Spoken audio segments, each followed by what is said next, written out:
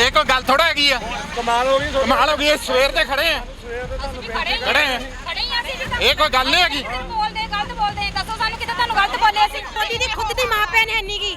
ਮੋਦੀ ਦੀ ਮਾਂ ਭੈਣ ਹੁੰਦੀ ਉਹਨੂੰ ਦੁੱਖ ਦਰਦ ਪਤਾ ਹੁੰਦਾ ਕਿ ਕੁੜੀਆਂ ਦਾ ਧੀਆਂ ਭੈਣਾਂ ਦਾ ਦੁੱਖ ਕੀ ਹੁੰਦਾ ਹੈ। ਧੀਆਂ ਹੈ ਨਹੀਂ ਕਿਹੜੇ ਮੂੰਹ ਨਾਲ ਆਪਣੀ ਮਾਮਾ ਧੀਆਂ ਦੇ ਮੋਹਰੇ ਜਾਂਦੇ ਹੋਣਗੇ ਬੇਸ਼ਰਮ। ਦੀ ਕੀ ਮਜ਼ਾਕ। ਹਾਈਵੇ ਜਿਹੜਾ ਨੈਸ਼ਨਲ ਹਾਈਵੇ ਹੈ ਦਿੱਲੀ ਵਾਲਾ ਉਹ ਜਾਮ ਕਰ ਦਿੱਤਾ ਗਿਆ ਹੈ। ਪੀਏਪੀ ਚੌਕ ਤੋਂ ਅੱਗੇ ਜਦੋਂ ਰਾਮਾ ਮੰਡੀ ਪੁਲ ਆਉਂਦਾ ਹੈ ਉਸ ਜਗ੍ਹਾ ਦੇ ਉੱਪਰ ਬੰਦ ਕਰ ਦਿੱਤਾ ਗਿਆ ਹੈ ਭਾਈਚਾਰੇ ਦੇ ਵੱਲੋਂ। ਤੇ ਦੂਸਰੇ ਪਾਸਿਓਂ ਪੁਲਿਸ ਪ੍ਰਸ਼ਾਸਨ ਵੀ ਆ ਰਿਹਾ ਹੈ ਤੇ ਹੁਣ ਵੇਖਦੇ ਹਾਂ ਇੱਥੇ ਸਹਿਮਤੀ ਬਣਦੀ ਹੈ ਜਾਂ ਨਹੀਂ, ਕਿਉਂਕਿ ਪੁਲਿਸ ਪ੍ਰਸ਼ਾਸਨ ਦਾ ਕਹਿਣਾ ਸੀ ਕਿ ਇਹਨਾਂ ਦੇ ਕੋਲ ਪ੍ਰਦਰਸ਼ਨ ਕਰਨ ਦੇ ਲਈ ਇਸ ਰੋਡ ਦੀ ਮਨਜ਼ੂਰੀ ਨਹੀਂ ਹੈ, ਇਹਨਾਂ ਦੇ ਕੋਲ ਸਿਰਫ ਹੇਠਾਂ ਪ੍ਰਦਰਸ਼ਨ ਕਰਨ ਦੀ ਮਨਜ਼ੂਰੀ ਸੀ। ਇਹ ਬਿਲਕੁਲ ਇਹ ਗਲਤ ਗੱਲ ਹੈ। ਬਿਲਕੁਲ ਇੱਥੇ ਬਾਕੀਆਂ ਨੂੰ ਬੁਲਾ, ਆਪਣੇ ਲੀਡਰਾਂ ਨੂੰ।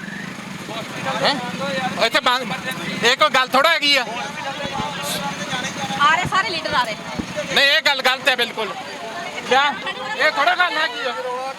ਹਾਂ ਕਮਾਲ। ਅਸੀਂ ਨਿਕਲ ਜਾਣਾ ਹੈਗਾ, ਲੋਕਾਂ ਨੇ ਤਾਂ ਨਹੀਂ ਟਿਕਣਾ ਹੈਗਾ। ਅਸੀਂ ਚਲੇ ਗਏ ਨਾ, ਤੁਹਾਨੂੰ ਪੁੱਛਣ ਦੇਣਾ 2 ਮਿੰਟ ਇੱਥੇ ਕਿਸੇ ਨੇ। ਗੱਲਾਂ ਕਮਾਲ ਹੋ ਗਈ, ਕਮਾਲ ਹੋ ਗਈ। ਸਵੇਰ ਤੇ ਖੜੇ ਆ, ਸਵੇਰ ਦੇ ਤੁਹਾਨੂੰ ਖੜੇ ਆ। ਇਹ ਕੋਈ ਗੱਲ ਨਹੀਂ ਹੈਗੀ। ਗਲਤ ਬੋਲਦੇ ਦੱਸੋ ਸਾਨੂੰ ਕਿਤੇ ਤੁਹਾਨੂੰ ਗਲਤ ਬੋਲੇ ਅਸੀਂ। ਅਸੀਂ ਗਲਤ ਨਹੀਂ ਬੋਲਦੇ ਬੀਬੀ। ਅਸੀਂ ਬੈਠੇ ਆ, ਤੁਸੀਂ ਉੱਥੇ ਬੈਠੇ ਤਾਂ ਹੈਗੇ ਆ। ਗੱਲ ਕਰਾ ਦਿਓ, ਅਸੀਂ ਨਹੀਂ ਜਾਣਾ ਇੱਦਾਂ। ਇਹਦੇ ਨਾਲ ਗੱਲ ਕਰਾ ਦਈਏ।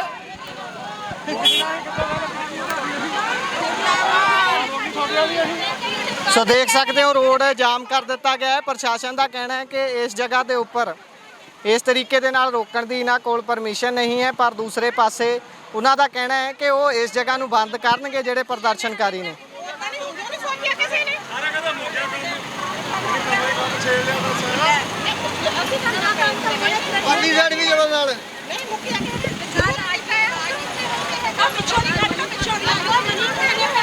ਸੋ ਤਸਵੀਰਾਂ ਦੇਖ ਸਕਦੇ ਹੋ ਤੁਸੀਂ। ਲਗਾਤਾਰ ਪਿੱਛੇ ਵੀ ਮੋਟਰਸਾਈਕਲ ਲਗਾ ਕੇ ਬੰਦ ਕਰ ਦਿੱਤਾ ਗਿਆ ਹੈ ਰੋਡ ਨੂੰ, ਤੇ ਦੂਸਰੇ ਪਾਸੇ ਵੀ ਬੰਦ ਕਰਨ ਦੀ ਤਿਆਰੀ ਇਹਨਾਂ ਦੇ ਵੱਲੋਂ ਕੀਤੀ ਜਾ ਰਹੀ ਹੈ।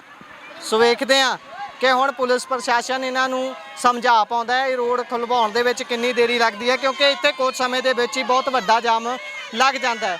ਸੋ ਹੁਣ ਵੱਡੀ ਗਿਣਤੀ ਦੇ ਵਿੱਚ ਇੱਥੇ ਪ੍ਰਦਰਸ਼ਨਕਾਰੀ ਇਕੱਠੇ ਹੋ ਚੁੱਕੇ ਨੇ।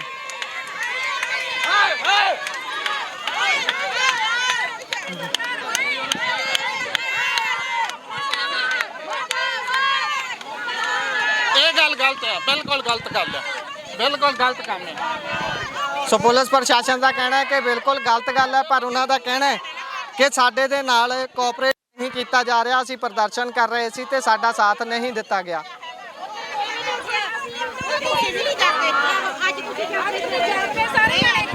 ਕੀ ਕਹਿੰਦੇ ਆ ਆਪਣੇ ਹੱਕ ਦੀ ਲੜਾਈ ਲੜਦੇ ਸੀ ਅਸੀਂ। ਮਨੀਪੁਰ ਵਾਲੇ ਜਿਹੜੇ ਸਾਡੀਆਂ ਭੈਣਾਂ ਨਾਲ ਦੰਗੇ ਹੋਏ ਆ, ਫਸਾਦ ਹੋਏ ਆ, ਉਹਨਾਂ ਇੱਜ਼ਤਾਂ ਲੁੱਟੀਆਂ ਗਈਆਂ, ਉਹਨਾਂ ਨੂੰ ਸ਼ਰਮਸਾਰ ਕੀਤਾ ਗਿਆ। ਅਸੀਂ ਉਹਨਾਂ ਦਾ ਹੱਕ ਮੰਗਦੇ ਆ, ਇਨਸਾਫ ਮਿਲਿਆ ਜਾਵੇ ਉਹਨਾਂ ਨੂੰ। ਤਾਂ ਮੋਦੀ ਨੇ ਕਿੱਥੇ ਗਿਆ ਸੀਗਾ, ਕਿੱਥੇ ਗਿਆ ਸੀ? ਮੋਦੀ ਦੀ ਖੁਦ ਦੀ ਮਾਂ ਭੈਣ ਹੈ ਨੀਗੀ। ਮੋਦੀ ਦੀ ਮਾਂ ਭੈਣ ਹੁੰਦੀ ਉਹਨੂੰ ਦੁੱਖ ਦਰਦ ਪਤਾ ਹੁੰਦਾ ਕਿ ਕੁੜੀਆਂ ਦਾ ਧੀਆਂ ਭੈਣਾਂ ਦਾ ਦੁੱਖ ਕੀ ਹੁੰਦਾ ਹੈ। ਮੋਦੀ ਛੜਾ, ਠੀਕ ਹੈ ਨਾ, ਤਾਂ ਸਾਡੀ ਇੱਜ਼ਤ ਹੈ। ਅਸੀਂ ਆਪਣੀ ਇੱਜ਼ਤ ਦੀ ਲੜਾਈ ਹੱਕ ਨਾਲ ਲੜਾਂਗੇ। ਜਿਹੜੇ ਕਰਦੇ ਆ ਹੱਕ ਲਈ ਲੜਾਂਗੇ। ਹੈ ਨਹੀਂ ਕਿਹੜੇ ਮੂੰਹ ਨਾਲ ਆਪਣੀ ਮਾਮਾ ਧੀਆਂ ਦੇ ਮੋਹਰੇ ਜਾਂਦੇ ਹੋਣਗੇ ਬੇਸ਼ਰਮ। ਦੀ ਕੀ ਮਜ਼ਾਕ। ਹੋਰ ਵੀ ਕਿਤੇ ਹੋ ਸਕਦਾ ਆ। ਅਸੀਂ ਇਹ ਕੰਮ ਰੋਕਣਾ ਆ, ਇਹ ਰੋਕਣਾ ਆ। ਅਸੀਂ ਹੋਣ ਨਹੀਂ ਦੇਣਾ, ਅਸੀਂ ਬਰਦਾਸ਼ਤ ਨਹੀਂ ਕਰ ਸਕਦੇ। ਗਲਤ ਬਿਆਨ ਨਹੀਂ ਦੇਣਾ ਕਿਸੇ ਨੇ ਵੀ, ਬਸ ਕਿਸੇ ਦੇ ਖਿਲਾਫ ਨਹੀਂ ਹੈ।